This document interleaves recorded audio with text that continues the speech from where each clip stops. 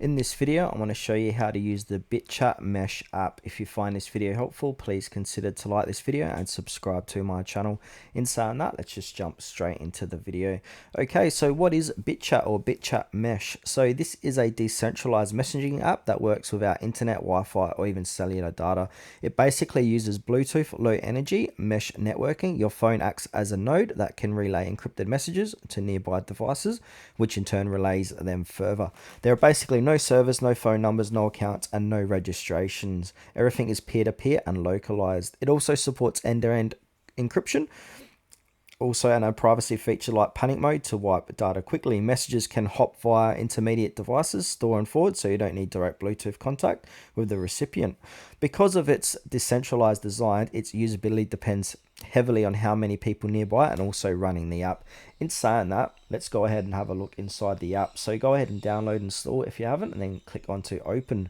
Then from here, we need to go ahead and grant some permissions. So as it states here, your privacy is protected. No tracking or data collection. Bluetooth mesh chats are fully offline. Geohash chats use the internet. So go ahead and click on grant permissions.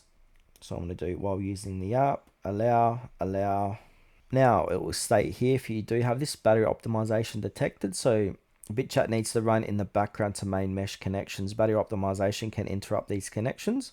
Benefits of disabling reliable message delivery. So if you are using battery optimization, just go ahead and disable it.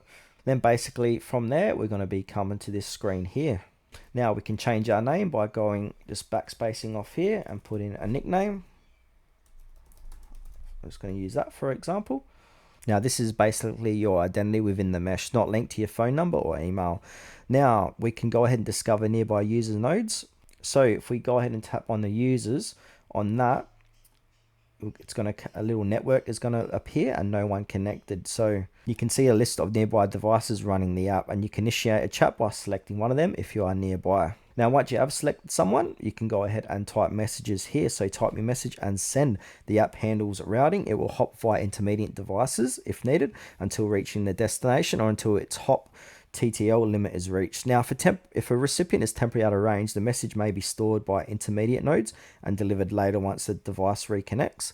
And also the app allows channels or topic-based group chats using hashtags, sometimes password protected. Now, if we go ahead and click into the BitChat logo here, we can go ahead and customize some stuff here. So we can change the appearance from system light to dark. Now we can proof of work. So we can add proof of work to geohash message for spam deterrent. So we can power on or off. And also you can do your difficulty by how many bits. Just keep scrolling down. We can route internet for enhanced privacy. So we can turn that on or off.